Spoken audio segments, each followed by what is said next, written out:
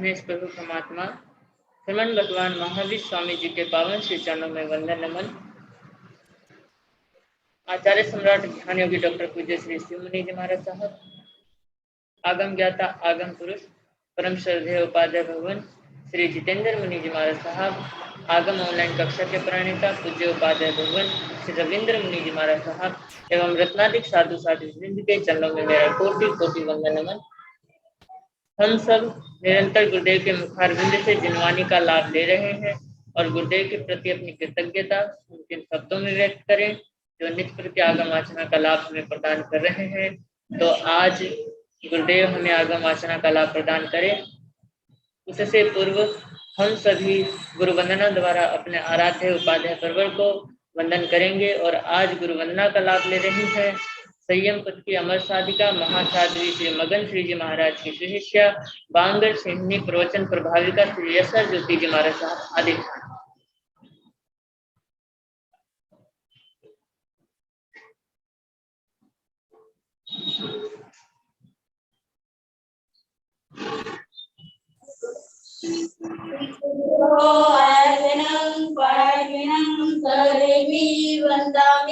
नमोऽस्मि सकारिमि संवारिमि कल्याणं मंगलं देव्यं चेयं पदासमि वन्दामि तिकुतो आयनं करिमि वन्दामि नमोऽस्मि सकारिमि संवारिमि कल्याणं मंगलं देव्यं चेयं पदासमि वन्दामि तिकुतो आयनं करिमि वन्दामि नमोऽस्मि सकारिमि संवारिमि कल्याणं मंगलं देव्यं चेयं पदासमि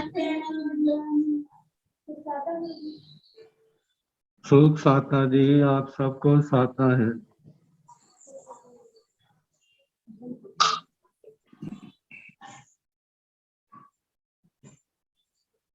आचार्य सम्राट ध्यान योगी डॉक्टर पूज्य श्री शिव मुनि जी महाराज साहब के मंगल आशीर्वाद से और उपाध्याय पर पूज्य गुरुदेव श्री रविंद्र मुनि जी महाराज साहब के कुशल मार्गदर्शन में ऑनलाइन क्लासेस हमारी चल रही हैं और निरंतर आगम वासना हमारे परम श्रद्धेय गुरुदेव उपाध्याय परवर हमें प्रदान कर रहे हैं। ये आगम वासना निर्विघ्नता से चलती रहे इसलिए प्रतिदिन साधु साधु द्वारा तपस्या चल रही है और आज जिनकी तपस्या है उनके नाम है दिव्य साधिका श्री रश्मि जी महाराज साहब की शिष्या डॉक्टर शिव प्रज्ञा जी महाराज, महासाध्वी श्री जगदीश मती जी महाराज साहब की शिष्या दिव्य साधिका उप प्रवर्तनी महासाध्वी श्री रमेश कुमारी जी महाराज, प्रवचन भास्कर महासाध्वी श्री संतोष कुमारी जी महाराज, परम तपस्विनी महासाध्वी श्री शमा जी महाराज, साध्वी श्री करुणा जी महाराज, उपाध्याय परवर अनियोग प्रवर्तक पूज्य श्री कन्हैया लाल जी महाराज साहब के शिष्य तपो केसरी श्री संजय मुनि जी महाराज साहब का आज 27वां उपवास है। इस तरह आज हमारे साधु साध्वी वृंद द्वारा तपस्या चल रही है। तपस्या करने वाले सभी साधु साध्वी वृंद को मैं बहुत बहुत सुख शांता पूछता हूँ, उनकी तपस्या की अनुमोदना भी करता हूँ। अब मैं गुरुदेव आगम ज्ञाता आगम पुरुष उपाध्याय भगवान श्री जितेंद्र मुनि जी महाराज साहब से मैं करबद्ध प्रार्थना करूंगा कि हे गुरुदेव हे ज्ञानदाता हमें ज्ञान वाणी का दान देकर हमें लाभान्वित करे। तुझे उपाध्याय भगवान श्री जितेंद्र मुनि नमो अरिहंताण नमो सिद्धाण नमो आयर्याण नमो उगधायाण नमो लोय सर्वसाहुण एसो पंच नमोकारो सर्व पावकणासनो मंगलानंद संदेशं परमं हवाई मंगलम्। जिन शासन जिन वाणी सदा जयवंत हो, श्रमण संग सदा अविचल मंगल हो। मुक्ति को प्राप्त श्रमण भगवान महावीर स्वामी उनके परम पावन कल्याणी भागवती वाणी वाचक प्रमुख श्री इंद्र भूति गौतम आदि गंधर्व भगवान युग प्रधानाचार्य परम पूज्य श्री सुधर्मा स्वामी जी महाराज उनकी परम पावन पाठ परंपरा वर्तमान आचार्य ध्यान योगी परम पूज्य श्री शिव मुनि जी महाराज एवं गुरुजन सबके पावन चरण सरोजों में मेरा अनंत अनंत बार वंदना नमस्कार। आगम परिषद में विराजमान श्रेष्ठ मुनिराज, अन्य मुनिवृंद, परम आदरणीय भगवती स्वरूपा महासाधिया जी, श्री आचार्य सूत्र के वाचना प्रारंभ है। प्रथम स्कंध का 9वां अध्याय उपधान श्रुत और उसका प्रथम उद्देशक सुनाया जा रहा है, जिसकी 15 गाथाएं सुना चुके।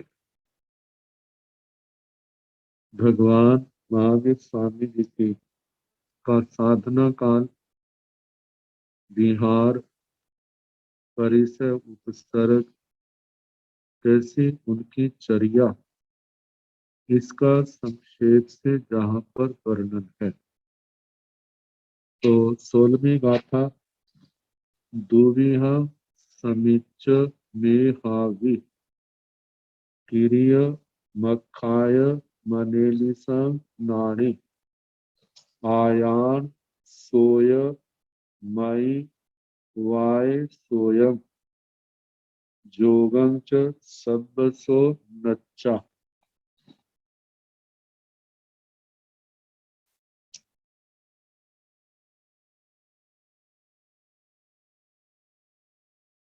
दुविहम समिच्च मेहावि, मेहावि जो भगवान के विशेषण, मेधावि मेधावान, अनंत प्रज्ञा के धनी, नाणी ज्ञानी, चार ज्ञान के धारक, अभिनिबोधि ज्ञान, शुद्ध ज्ञान, अवधि ज्ञान, मन प्रव ज्ञान।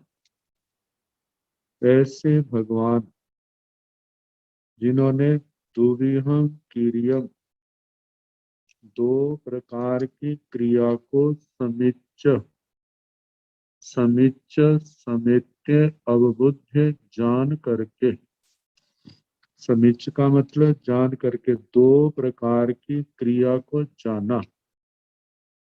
दो प्रकार की क्रिया, वैसे तो 25 आती हैं, 25 क्रियाएं, जब 5 क्रियाएं, तो इन्हीं क्रियाओं को दो हिस्सों में बांटा जाता है। एक इरियापथी की क्रिया है और एक सांप्रायिकी क्रिया है। इरियापथी की क्रिया जो है, ये 11वें, 12वें और 13वें गुण स्थान में लगती है, और इस अवस्था में या तो आत्मा के कषाय बिल्कुल शांत है, नाम मात्र का भी उदय नहीं है, जा क्षय है। 11वें गुण स्थान में कषाय बिल्कुल शांत है, 12वें 13वें गुण स्थान में कषाय बिल्कुल क्षीण है। तो 11वें, 12वें, 13वें गुण स्थान में केवल एक इरियापथी की क्रिया लगती है, जिसके पीछे केवल मन, वचन, काय योग है। इन योगों के कारण से उठने में, बैठने में, चलने में, चाहे बैठे भी हो, उस समय भी शरीर में जो हलचल हो रही, उस सब के कारण से होने वाली जो क्रिया है, वह इरियापथी की है। दूसरी क्रिया सांप्रायिकी। सांप्रायिकी पहले गुण स्थान से लेकर के 10वें गुण स्थान तक। तो पहले गुण स्थान में तो कहा जाता है 25 में से 24 क्रियाएं पाई जाती। दूसरे में 23 भी मानते हैं, 24 भी मानते हैं, कईयों के 23 है, कितने स्थानों पर 24 है। तीसरे गुण स्थान में भी 23 है, चौथे गुण स्थान में 22 आती, पांचवें में भी, छठे में 21 क्रियाएं हैं, सातवें से 10वें तक 15 क्रियाएं। तो पहले गुण स्थान से 10वें गुण स्थान तक कषायों का उदय है। तो जैसे जैसे गुण स्थानों में ऊर्ध्वारोहण होता है, कषाय हल्के पड़ते जाते। जैसे कषाय हल्के पड़ते हैं तो इन कषायों के कारण से लगने वाली क्रिया भी जो है उतनी मंद होती जाएगी। अब कर्मों का बंध जो है वह क्रिया के ऊपर ही तो आश्रित है। ईर्यापथि की क्रिया में, ईर्यापथि की क्रिया में जो बंधने वाले कर्म है, पहले समय में बंद होता है, दूसरे में उद्भोगे जाते हैं, तीसरे में क्षय हो जाते हैं। लेकिन संप्राय की क्रिया में कम से कम अंतर मुहूर्त का तो बंद होता ही है। कोई कर्म 8 मुहूर्त वाली स्थिति के हैं और कोई 12 मुहूर्त की स्थिति वाले हैं। तो जैसे जैसे कषाय बढ़ते जाएंगे, इन कर्मों का बंध भी बढ़ता जाएगा।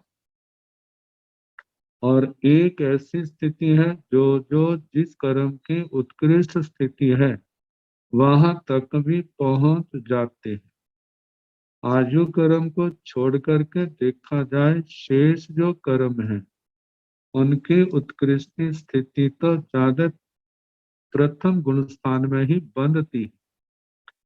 आयु कर्म जो है, जो अशुभ आयु है, वह तो पहले गुण स्थान में, जो शुभ वैमानिक देवलोकों की 33 सागरों की जो आयु है 5 69 विमानों में, वह तो छठे गुण स्थान के ऊपर के स्थान है, जो सप्तम गुण स्थान कहा जाता है। आयु कर्म का बंध छठे में तो प्रारंभ हो जाता है, लेकिन समापन जो है 7वें में हो सकता है, लेकिन 7वें गुण स्थान में आयु का बंध का प्रारंभ नहीं होता। तो छठे गुण स्थान में ऊपर के जो स्थान है वहां पर 5 69 विमानों की लेशिया का योग होने के कारण वहां पर उस आयु का उत्कृष्ट आयु बनती है। लेकिन 7वीं नर की आयु के लिए तो वहां पर तो जहां पर क्रूर अध्यवसाय है वहां पर अत्यंत निकृष्ट कृष्ण लेशा, तो वो लेशा जो है प्रथम गुण स्थान में ही पाई जाती है। तो कहा जाता है कि 2 प्रकार की क्रियाएं और दोनों प्रकार की क्रियाओं से बंधने वाले जो कर्म है, वो कर्म भी 2 प्रकार के हो गए। एक ईर्यापथि की क्रिया के कारण और दूसरी संप्राय की क्रिया के कारण से बंधने वाले कर्म। आगे जय कर्म, जिनके आगे 2 भेद द्रव्य कर्म और भाव कर्म के रूप में जाने जाते हैं। द्रव्य में तो पुद्गलों का संग्रह है, कार्बन पुद्गलों का, भाव में जो उनका रस है। तो कहा जाता है भगवान इन दोनों क्रियाओं को, दोनों क्रियाओं से बंधने वाले कर्मों को जानते थे और उन्होंने जान करके आयान सोय मई वाय सोय जोगं च सब्बसो नच्चा आयान सोयम। आयान सोयम का मतलब आदान स्रोत। आदान का मतलब आदीयते गृह्यते बध्यते कर्म इति आदानम, मतलब जिसके द्वारा कर्मों को ग्रहण किया जाता है, बांधा जाता है, वह क्रिया क्या है? आदान।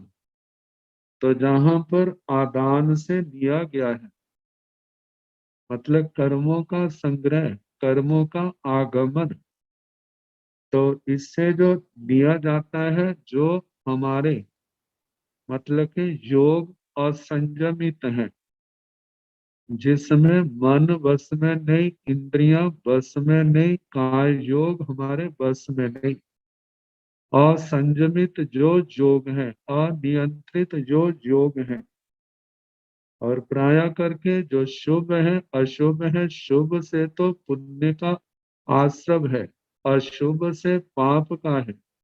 यदि हमारे योगों में धर्म संयम तप है, वीतरागता की ओर बढ़ रहे हैं, कषाय जो है पतले पड़ते जा रहे हैं, अकषाय भाव की ओर बढ़ते जा रहे हैं, तो ये अवस्था जहाँ पर योग है वहां तो कर्म का बंध है और वो शुभ होने के कारण से पुण्य का है, लेकिन धर्म योग होने के कारण से वहां पर अत्यंत महान निर्जरा भी है, कर्मों का शुद्धिकरण भी हो रहा है।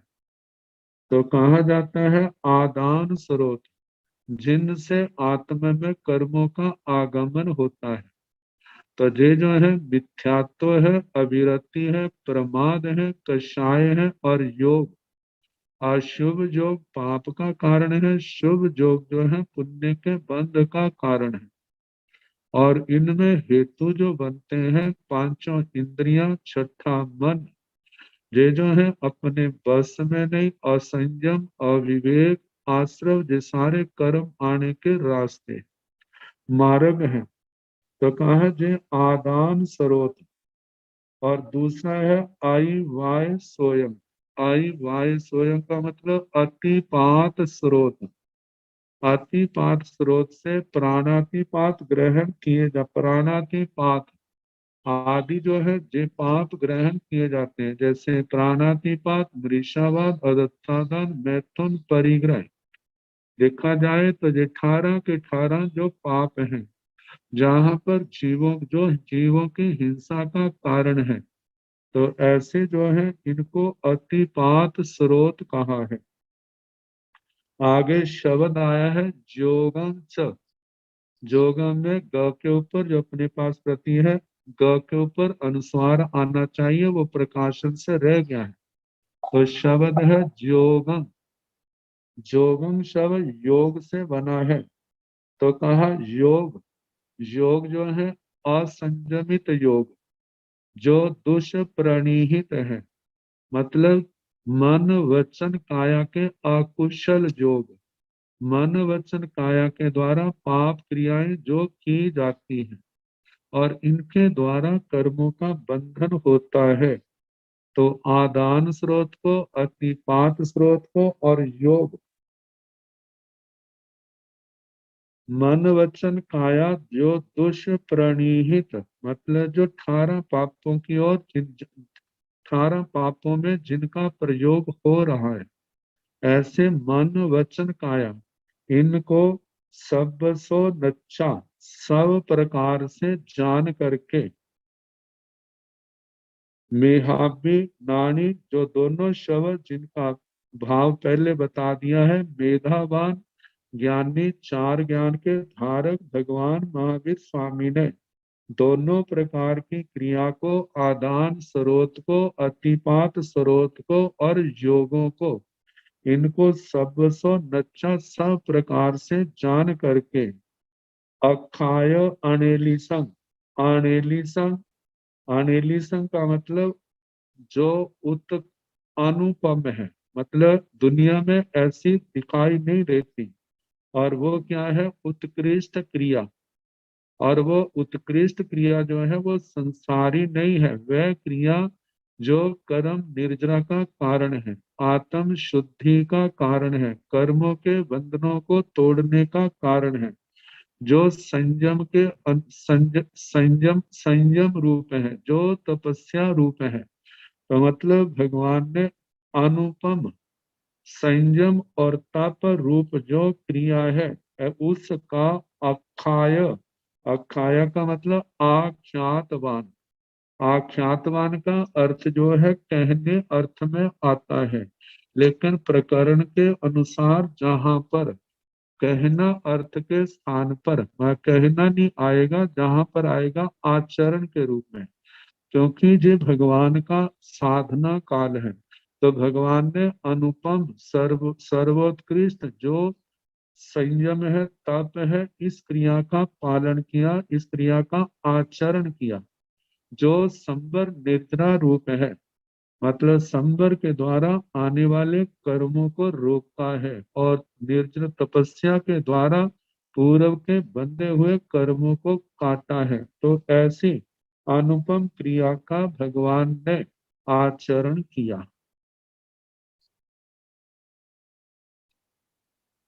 अब इसके आगे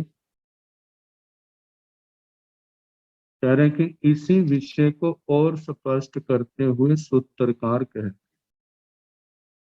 ऐवत्यं आना उत्तिंग सयमन्येसिंग अकर्ण्याय जसिद्धियो परिनाया सब काम वहाव से अदक्कु। अदक्खु का मतलब अद्राक्षित। ये संस्कृत की छाया बनती है, मतलब देखा। भगवान ने जब आज तक जितने तीर्थंकर भगवान हुए, सर्वज्ञ सर्वदर्शी, वो इसी रूप में जानते हैं। ये कर्म का बंध का कारण कैसे है और कर्म के बंधन से बचने का मार्ग कौन सा है, इस सब को तो बताया है। आईवत्य, आईवत्य का मतलब अतिपातिका। तो अतिपातिका का अर्थ क्या है, जो अतिपात से निकल चुका है। अतिपात जहां पर नहीं, जे अणउट्टी का विशेषण है। अणउट्टी की संस्कृत छाया है अनाकुट्टी। आकुट्टी, अनाकुट्टी। आकुट्टी का मतलब है हिंसा, प्राणातिपात। और अनाकुट्टी का मतलब जहां पर आकुट्टी हिंसा का परित्याग है। कुट धातु संस्कृत में आती है, जिसका अर्थ छेदन और भर्त्सन। छेदना, छेदना, भर्त्सन निंदा अर्थ में। भर्त्सना निंदा, गदहा जे कर्म। तो कुट्टी शब्द बना और आव उपसर्ग लगा दिया, तो आकुट्टी से प्राणातिपात, जीवों की हिंसा। तो कहा कि अनाउट्टी, अनाकुट्टी ये संस्कृत का रूप है। और अनाउट्टी जहां पर क का लोप हो गया, न को न हो गया, अनाउट्टी। अनाउट्टी का मतलब जहां पर प्राणियों की हिंसा नहीं है, जो अहिंसा है। तो अहिंसा रूप आईवत्य, आईवत्य का मतलब अतिपातिक, जहां पर प्राणियों की हिंसा का परित्याग है। ऐसी अहिंसा को स्वयं अन्य सिंह अकर्ण्य, भगवान ने स्वयं इसका आचरण किया है।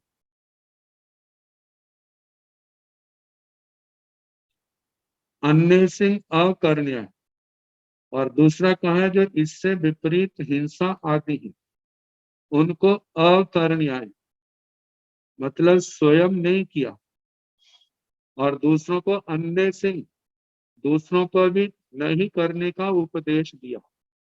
मतलब अहिंसा का स्वयं पालन करे। भगवान ने स्वयं पालन किया, दूसरों को पालन करने का उपदेश दिया, और जो अहिंसा का पालन करते हैं उनकी अनुमोदना की। और दूसरी ओर इस हिंसा करने का, छोड़ने का उपदेश दिया। दूसरों से हिंसा करवाने का भी निषेध किया। जो हिंसा कर रहे हैं उनको अनुमति नहीं दी। मतलब उनकी अनुमोदना नहीं की। तो इस प्रकार जसिथ्यो परिणाया, जिन्होंने स्त्री संसर्ग को ज्ञ प्रज्ञा से जाना और प्रत्याख्यान प्रज्ञा से परित्याग किया।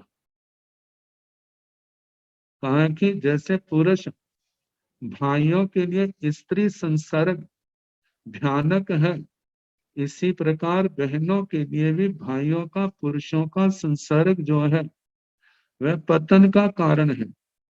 इसलिए भगवान ने ब्रह्मचर्य व्रत की 9 बाड़े 10 समाधि स्थानों का उपदेश दिया। कहा कि जब तक इन बातों का प्रत्येक साधक ध्यान रखेगा तो उनका दुनिया का जो सर्वोत्तम अनमोल रत्न है वह आत्मा के पास सुरक्षित रहेगा।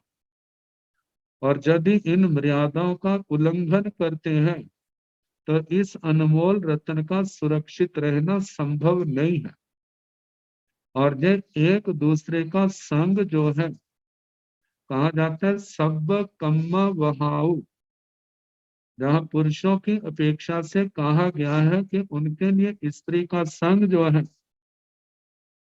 ये सारे कर्मों का आधारभूत है,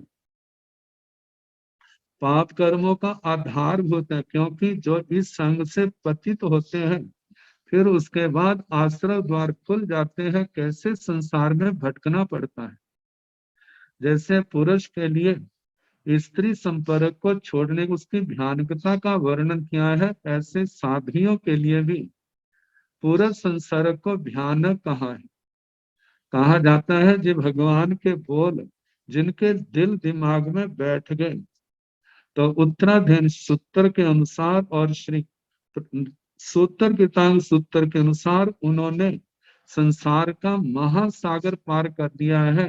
वाकई तो वैसा है जैसे गंगा नदी के समान। वाकई नियम पालन करने मुश्किल नहीं है जितना मुश्किल इसके संबंध में कहा है। और कहा है कि धन्य भी उन्हीं साधकों को कहा जाता है जो इन बातों में सदा जागरूक रहते हैं।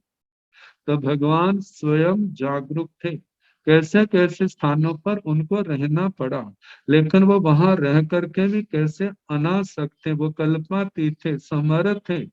वो तो ऐसे वर्जित स्थानों पर रहे तो वो भी कीचड़ में वहां पर कमल के समान निर्लेप रहे हैं, लेकिन दूसरे साधकों की ऐसी संभावना नहीं, तो उनके लिए तो कहा कि ऐसे स्थानों पर नहीं रहना।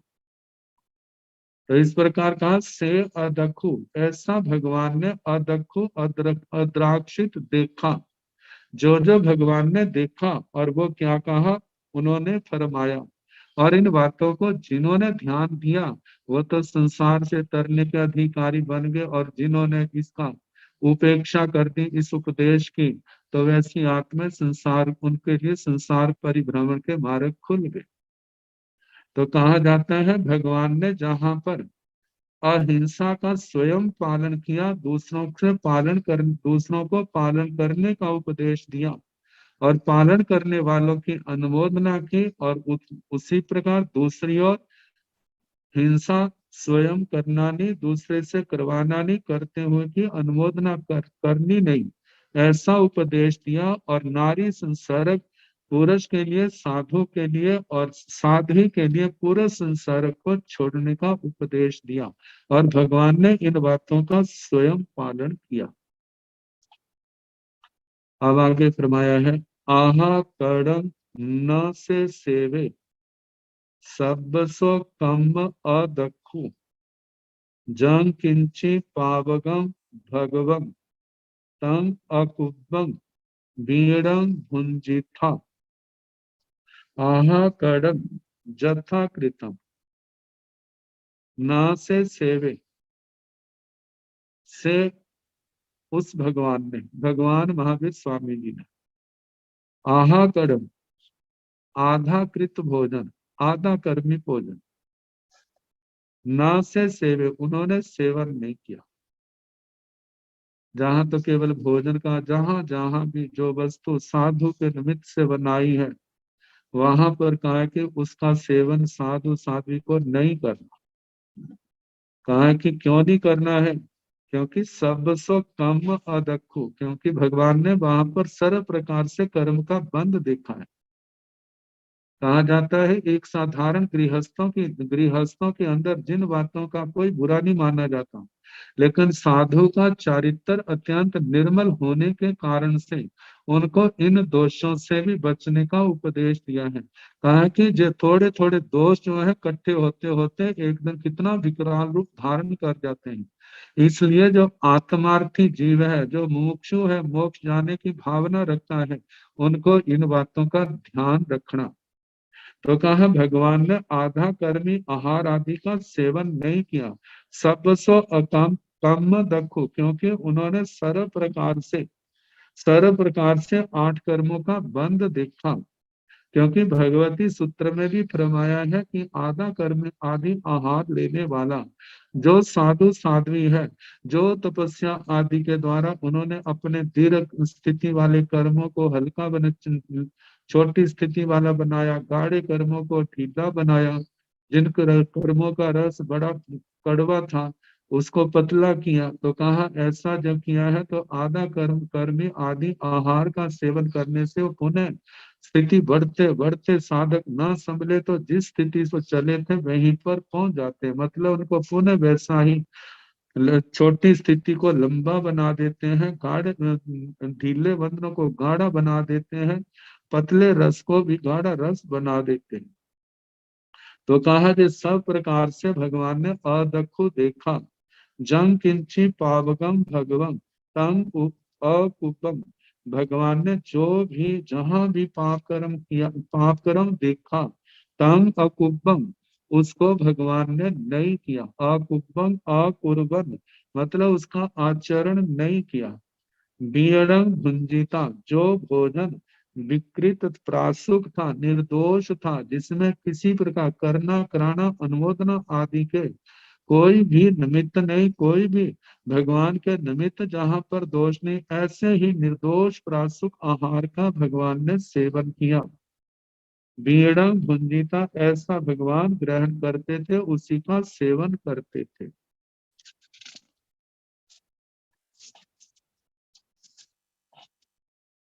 आगे बताया है नो सेवाय परवत्थं पर पाए भी सेने भुंजी था, परिवज्याण ओमाण गच्छाई संखड़ी असरण्याय। कहा कि नो सेवाय परवत्थं, भगवान ने दूसरे के वस्त्र का सेवन नहीं किया। कहा कि जो दीक्षा के बाद सौधर्मेंद्र महाराज ने देवदूष्य वस्त्र भी भगवान के कंधे पर डाला था, तो उन्होंने एक अनुधर्मिता पूर्व तीर्थंकरों ने ऐसा आचरण किया है, क्योंकि आगे चल करके उन्होंने चिन्ह कल्प स्थगित कल्प का उपदेश देना है। इसलिए कहा जाता है उस बात को सामने रख करके उसका निषेध नहीं किया, लेकिन उन्होंने बस्तर को सर्दी से गर्मी से बचने के लिए कभी उनका प्रयोग नहीं किया। लज्जा आदि निवारण के लिए भी उन्होंने मतलब के बस्तर का लज्जा परिचय को उनको जीता है, मतलब के बस्तर का उन्होंने किसी प्रकार से उपयोग नहीं किया। 13 महीने तक उनके कंधों पर रहा, लेकिन सर्दी गर्मी से बचने के लिए उसका उपयोग नहीं किया। तो कहा भगवान ने नो सेवय परवत्तम, भगवान ने दूसरे के वस्त्र का सेवन नहीं किया। जब अपने वस्त्र का सेवन नहीं किया तो दूसरे का वस्त्र कहाँ से सेवन करना। पर पाए भी से न भुंजिता, भगवान ने दूसरे के पात्र में भी भोजन नहीं किया, अन्य व्यक्ति के पात्र में भोजन नहीं किया, क्योंकि भगवान अपने हाथों में ही लेते थे और हाथों में ही भोजन ग्रहण कर लेते थे हाथों से। परिवज्याण ओमाण, ओमाण मतलब कि जीवन में आने वाला अपमान, जीवन में आने वाला सम्मान, इन सब को भगवान ने समता पूर्वक सहन किया। वो अपमान से घबराते नहीं थे। उस सब को जो भी किसी ने अच्छा बुरा व्यवहार किया, सबको समता से सहन करते थे। तो कहा अपमान को छोड़ करके गच्छाई संखड़ी असरण्याय, मतलब के गोचरी को जाना है, नगर में कोई परिचित नहीं है तो अनजान लोग स्वागत तो क्या, वो इतने लोग अपमान कर देते थे, लेकिन भगवान उस अपमान की चिंता नहीं करते थे। वो सबको समता से सहन कर लेते थे। असरण्यान, कहीं पर भी गोचरी को जाना है, आहार को जाना है, किसी व्यक्ति का शरण नहीं लेते थे, किसी व्यक्ति को याद नहीं करते थे, किसी व्यक्ति को अपने साथ नहीं रखते थे कि तुम चलो, मेरे आपके होने के कारण से कोई हमारे हमारे को परिसर उपसर्ग नहीं देगा। तो भगवान इस प्रकार किसी का शरण नहीं लेते थे। तो मतलब स्वयं जो है अकेले ही किसी की शरण ना लेकर के संकलिन गच्छाई, वे भोजनशाला में गृहस्थों के घरों में जो उनको अपने लिए बना है उसमें से भिक्षा लेने के लिए घरों में जाते थे। और हम जहाँ पर ये भी समझ सकते हैं, जैसे व्यक्ति का वो शरणा नहीं लेते थे जाने के लिए, ऐसे किसी देव आत्मा का शरणा लेकर के वो नहीं जाते थे। भगवान का तो शरणा केवल एक धर्म का है। और दूसरा है, भगवान तो जैसे साधारण लोग तो दुखों से बचना चाहते हैं, लेकिन भगवान की पावन जीवन गाथा, उनकी आत्मा ऐसी है कि दुखों को स्वयं बुला रही है। क्योंकि भगवान जानते हैं जो भी दुख है वो अपने कर्म का फल है, और उस कर्म को मैंने भोगना है। और जल्दी कर्म आएगा, उस कर्म से मेरा छुटकारा होगा, मेरे कर्म बंधन टूट जाएंगे। तो इसलिए कोई कर्म के उदय को भोगने, मतलब के उस कर्म के बंधन को काटने में कोई अंतराय रूप है, सहयोगी रूप है, तो उसका सहारा नहीं लेते थे। हाँ, कोई कष्ट देने आया है तो समता से उस कष्ट को सहन करते थे। तो कहा है कि किसी का भी सहारा लेकर के वो भोजन भिक्षा के लिए गृहस्थों के घरों में नहीं जाते थे, स्वयं अकेले ही गोचरी को जाते थे भिक्षा के लिए।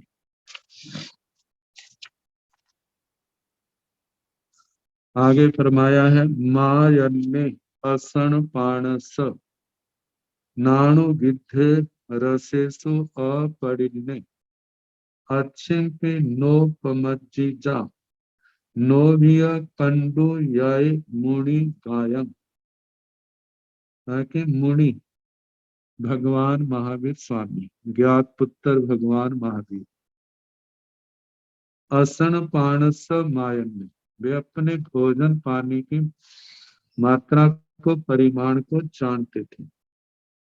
मुझे कितनी आवश्यकता है, कितनी जरूरत है, कितने से मेरा सब चल सकता है, मेरी साधना में किसी प्रकार का व्यवधान ना आए।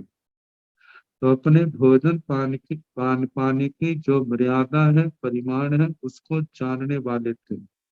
मतलब मायन ने मात्रज्ञ, मात्रम जानाती थी, मात्रज्ञ, मात्रा को, परिमाण को जानने वाले। नाणु गिद्धे रसेसु, भगवान कभी रसों में गृद्ध नहीं होते थे।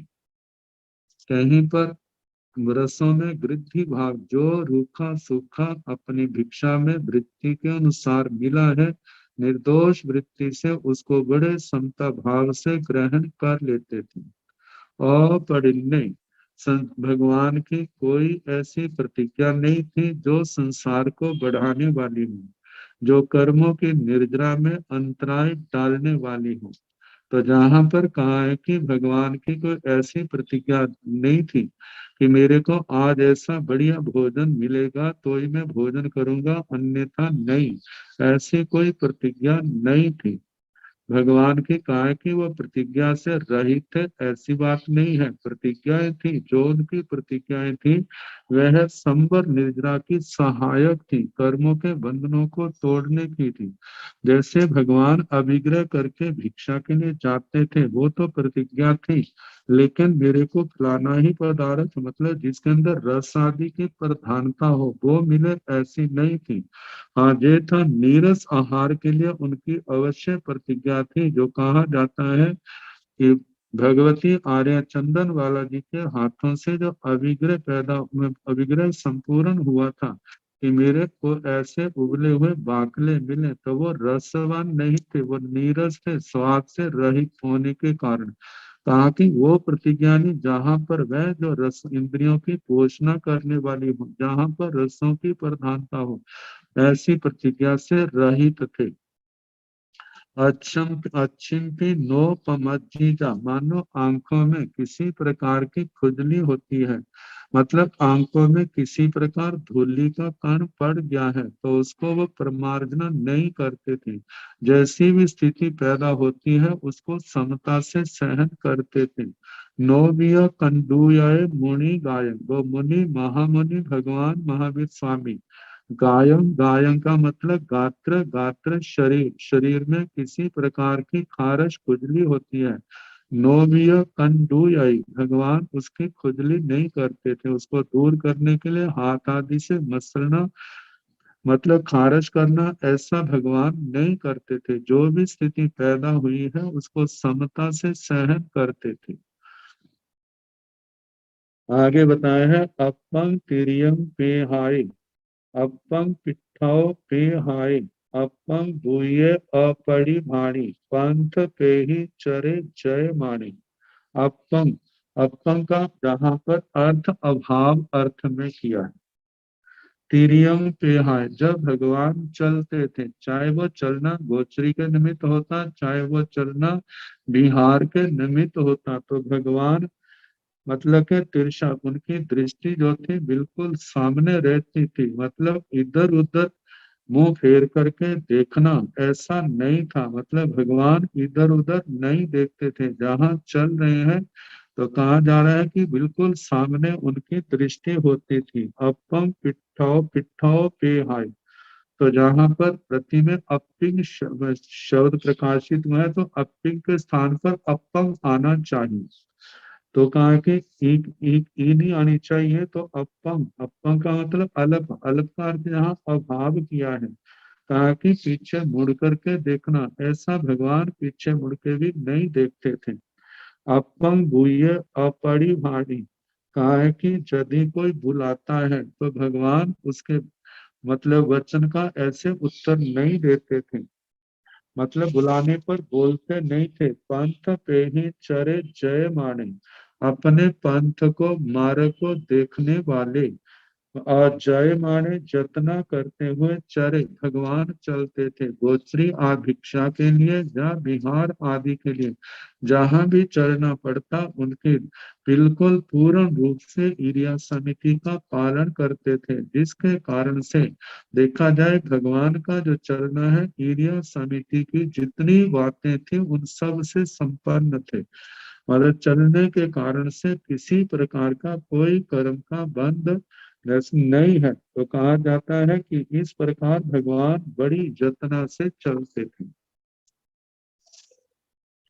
आगे बताया है सीसी रंसी आथ पड़ी बनने, हम बोसीज बथ मन गारी, पसारी तु बाहु पर कमे, नो अवलंबियान कंदमी। सीसी रम्मी मतलब शिशिर ऋतु में, सर्दियों में, आध पड़ी बनने, मार्ग में चलते, मार्ग को प्राप्त। तम बोसीच बत्था मन गारे, जो भगवान के कंधे के ऊपर बस्तर था वो क्या हो गया, उसको उसको बोसरा दिया। कहा जाता है जैसे वो बस्तर झाड़ी के साथ फंसा है, वो गिर गया है, तो उसी समय भगवान ने उसका परित्याग कर दिया। मतलब के अणगारे भगवान महावीर स्वामी जो अणगार हैं उन्होंने बस उस बस्तर को छोड़ दिया।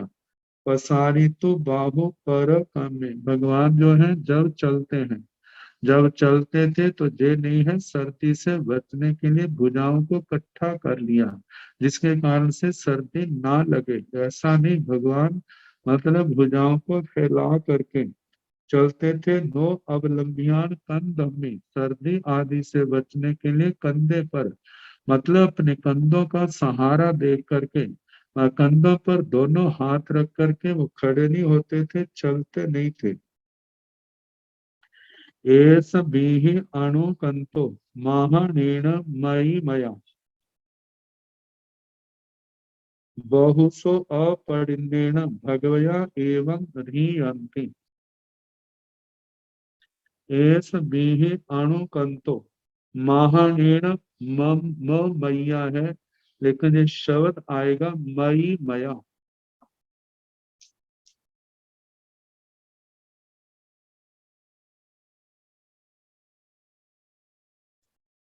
मई मया की संख्या शाया बनती है मति मता, मतिमान, बुद्धिमान। मति शब्द जो है, जहाँ पर मति ज्ञान का बोधक है, वहां पर मति शब्द जो है मन धातु से बनता है। मन धातु ज्ञान अर्थ में आती है और कतिन प्रत्यय किया है, जिसमें कतिन का ती रह जाता है और न का लोप हो जाता है। ऐसे मति शब्द, मति अस्य अस्तिथि मतिमान, मति मता, ये तृतीया विभक्ति का एक वचन है। मई मया, बुद्धिमान के द्वारा। कहा एस भी, ये जो विधि है, मतलब भगवान के चर्या की, भगवान की भिक्षा आदि की। कहा भी अणुकंतो, इस विधि का आचरण किया, भगवान ने स्वयं आचरण किया। महानेण मई मया, मई मया ज्ञानवान बुद्धिमान भगवान महावीर स्वामी माहन, माहन जो परम अहिंसक थे। मतलब के भगवान महावीर स्वामी ने इस विधि का आचरण किया। बहुसो अपरिण्येन भगवया, भगवान के द्वारा, जो भगवान कैसे अपरिण्येन, अप्रतिज्ञ, संसार को बढ़ाने वाली, जिनके कोई प्रतिज्ञा नहीं थी, जो निदान आदि शल्यों से रहित थे, ऐसे भगवान के द्वारा बहुसो अनेक बार, मतलब के इस विधि का आचरण किया। एवं रियंती, और इसी प्रकार भगवान के मार्ग पर चलने वाले जो साधक निर्ग्रंथ निर्ग्रंथियां हैं, वे भी इसी विधि का पालन करते हैं। ती वे में इस प्रकार आचार्य श्री सुधर्मा स्वामी जी महाराज फरमाते हैं कि जैसा इस उद्देश्य का अर्थ मैंने सुना, वे मैंने आपको सुनाया। अब इसके आगे दूसरा उद्देश्यक कहा कि प्रथम उद्देश्यक में भगवान महावीर की विहारचर्या विधि का उल्लेख किया है। तो कहा कि साधक चलता है तो उसे विश्राम भी लेना पड़ता है, ठहरना भी पड़ता है। तो भगवान महावीर को भी अपनी साधना के लिए, आत्मचिंतन के लिए स्थान का सहारा लेना पड़ता था। अब प्रश्न यह है कि भगवान महावीर साधना काल में कैसे स्थान में ठहरे थे, वहां उन्होंने कौन सी वस्तुओं का उपयोग किया था, और साधक को कैसे मकान में ठहरना चाहिए। तो इस इन्हीं प्रश्नों के उत्तर इस उपदेशक में आएंगे।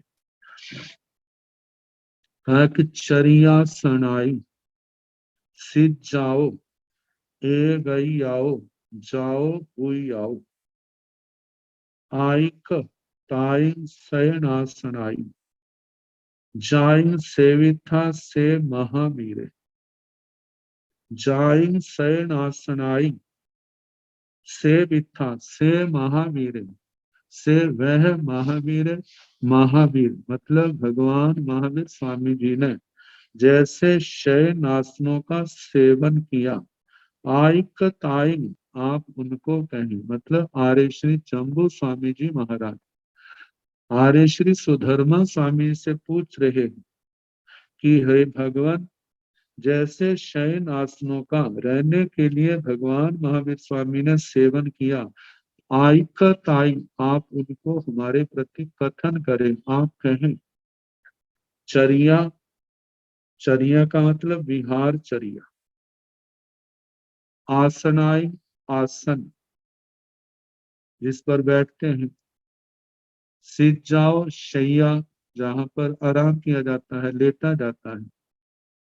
ए गैयाओ, जाओ भूयाओ, ए गैयाओ एक बार, मतलब जिनका भगवान ने सेवन किया। जाओ जो भूयाओ कही गई। जब आर्य श्री जम्बू स्वामी जी के पूछने पर सुधर्मा स्वामी ने ये चर्या, आसन और शैया जैसा जैसा भगवान ने सुना, मतलब कहा था, उसी के अनुसार आचार्य श्री सुधर्मा स्वामी जी ने आर्य श्री जम्बू स्वामी जी को सुनाया।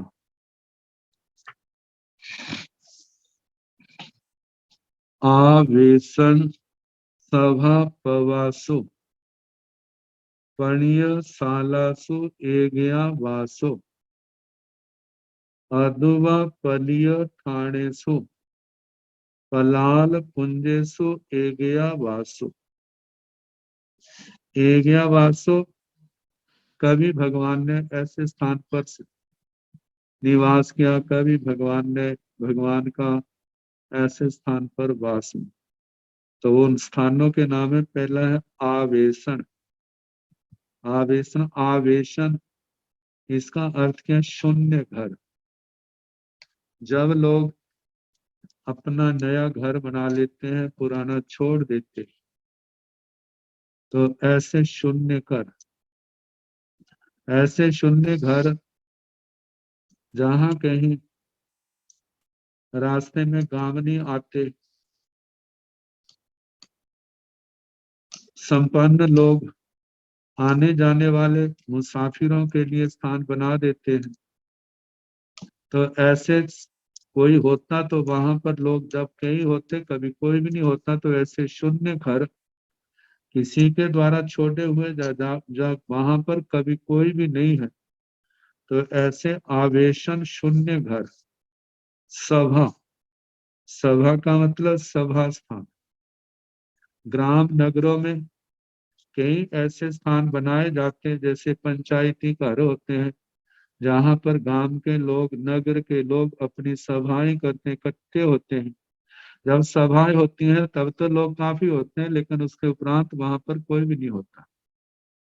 तो कहा ऐसे स्थान पवासु, प्रपा, प्रपा पानी के स्थान, प्याऊ, जहां पर लोगों के पीने के पानी की व्यवस्था की जाती है किन्हीं दूसरे लोगों के द्वारा, चाहे वो गांव के हो चाहे वो नगर के हो। लोग आते हैं जाते हैं, पानी की व्यवस्था नहीं है तो उनकी प्यास को दूर करने के लिए ऐसी व्यवस्थाएं की जाती है।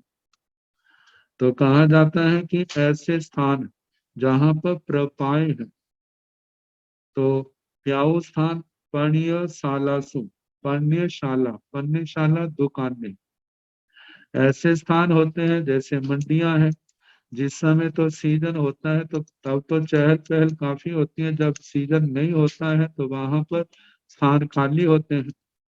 तो ऐसे स्थान हैं जहाँ, ऐसे भी स्थान है बाजारों में, कितने अपने स्थान दुकानों के आगे बरांडे लगा लेते हैं, बरांडे बनाए होते हैं, और वहां पर दिन में जब दुकान खुली है तो सामान बाहर रख देते हैं। जिस समय शाम हो जाती है तो सारा सामान समेट करके अंदर रख देते हैं और दरवाजे पर ताला लगा देते हैं, लेकिन बाहर का बरांडा जो है खाली। तो ऐसे स्थान पणिय सालासु एगया वासो, ऐसे स्थानों पर कितनी बार भगवान ने वास किया। अदुवा पलिय ठाणेसु पलाल पुंजेसु एगया वासु। अदुवा पलिय ठाणेसु, पलिय ठाणेसु मतलब लोहारशाला। लोहारशाला जैसे गांवों में होती है, नगरों में भी होती है। जिस समय लोहार काम करते हैं तो उस समय लोग काम कराने आते हैं, तो लोग उस समय होते हैं। लेकिन जब लोहार अपने घरों में चले जाते हैं तो वो लोहारशाला जो है, क्योंकि वहां पर केवल एक धौंकनी होती है, सामान है वो अपनी व्यवस्था रख लेते हैं, संभाल लेते हैं, लेकिन बाकी स्थान जो है वो खाली होता है। तो ऐसे लोहारशालों में आगे पलाल पुंजेसु, पलाल पुंज जो है ये कहा जाता है, पराल आदि है, घास आदि है, गांवों में एक स्थान पर इकट्ठा कर दिया जाता है। जब जब जरूरत पड़ती है तो निकाल लेते हैं। तो उसमें से कितनी बार ऐसा होता है कि जब बीच से निकाला जाता है तो ऊपर भी घास है और चारों ओर दीवार रूप बन जाता है, बीच में कुछ खाली जगह होती है। तो ऐसे खाली जगह पर भी, मतलब कि ऐसे जो स्थान थे वहां पर भी भगवान ने वास किया।